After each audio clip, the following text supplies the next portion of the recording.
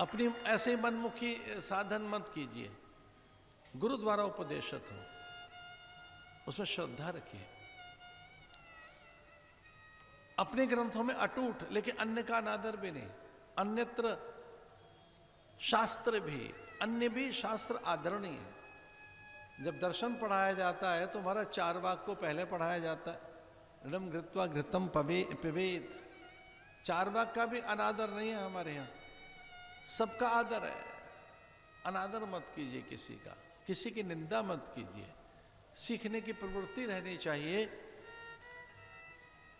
श्रद्धा तो भागवते शास्त्रम, अपने ग्रंथों में श्रद्धा रखिए। अनिंदा, उनकी भी निंदा मत करो। अन्य शास्त्र भी, अन्य शास्त्रों की भी निंदा मत कीजिए। आनो भद्रा, सब जगह से विचारों को आने दीजिए, आदर कीजिए। उद्धव के ये उपदेश है, उद्धव के लिए भगवान के। गच्छोद मयादिष्टो मदरखा ममाश्रम। अरे उद्धव, मेरी ये आज्ञा है। जब उसने हाथ जोड़कर पूछा कि क्या आज्ञा है, तो भगवान ने कहा ये मेरी आज्ञा है और मुझे लेकर वहाँ पहुँच। तो बिलख रहा है कि चूँकि भगवान धीरे धीरे अपनी प्रकाश, उनके पूरे अंग प्रत्यंगों से प्रकाश निकलने लगा। उद्धव ने देखा उनके रोम रोम में से, नख से, त्वचा से, उनके नेत्रों से चारों ओर से दिव्य प्रकाश निकल रहा है और सभी तत्वों में वो समाहित हो रहा है। उद्धव ने देखा कि भगवान अनंत हो गए, ये अव्यय, ये स्वयंभू, परिभू, सर्वत्र ये विकिरित हो रहे हैं।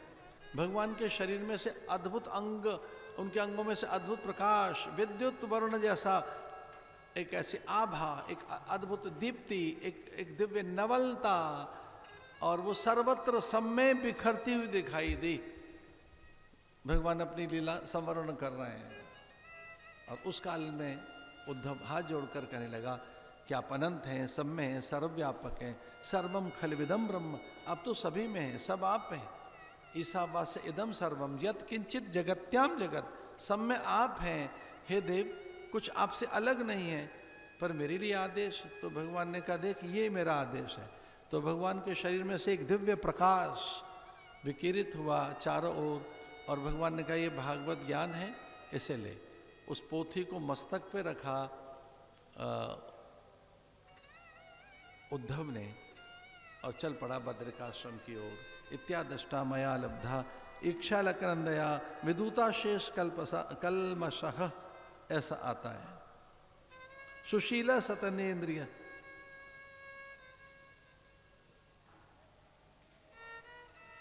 इक्षालकनंदाया विदूता शेष कल्मश। अरे उद्धव, यद्यपि अलकनंदा के दर्शन करने के बाद कोई कल्मश रहेगा नहीं किसी जीव का, लेकिन वहाँ मैं हूँ, मेरे आश्रम में, तो ये भागवत स्थापित कर देना और ये ज्ञान वहाँ स्थापित कर देना। तो वहाँ पहुँच। और इस प्रकार से उद्धव को भगवान ने बद्रिकाश्रम भेजा। जो बद्रिकाश्रम में जाते हैं उन्हें इस बात का ज्ञान भी है कि भगवान का श्री विग्रह तो वहीं स्थापित रहता है, पर उत्सव मूर्ति के रूप में उद्धव की मूर्ति जाती है पांडुकेश्वर, जोशी मठ। भगवान नहीं जाते हैं। भगवान की वो उत्सव मूर्ति हैं, वो ज्ञान मूर्ति हैं, विचार मूर्ति हैं, वो भगवान के प्रतिनिधि हैं। भगवान ने आदेशित किया कि तू पहुँच बद्रिकाश्रम में।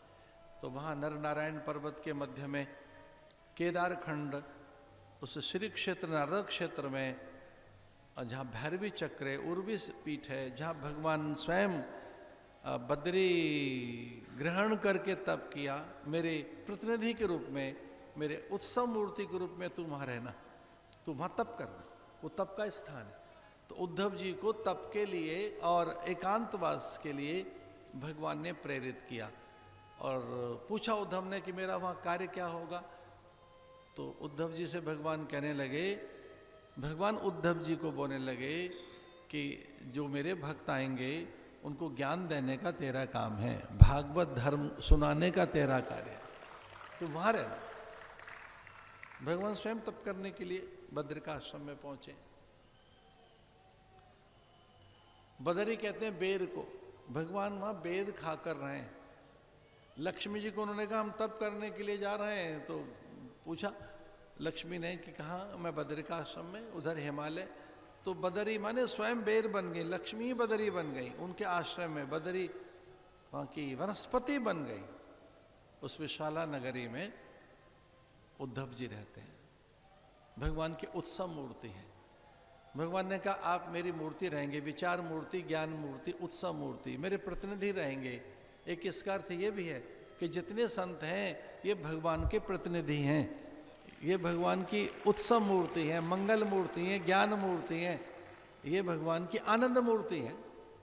केवलम ज्ञान मूर्तिम द्वंद्वातीतम गगन सदस्यम तत्वमस्यादि लक्ष्यम, ये भगवान की क्या है? आनंद मूर्ति है, ये भगवान की विचार मूर्ति है, ज्ञान मूर्ति है। मूर्ति, विचार मूर्ति, केवलम ज्ञान मूर्ति।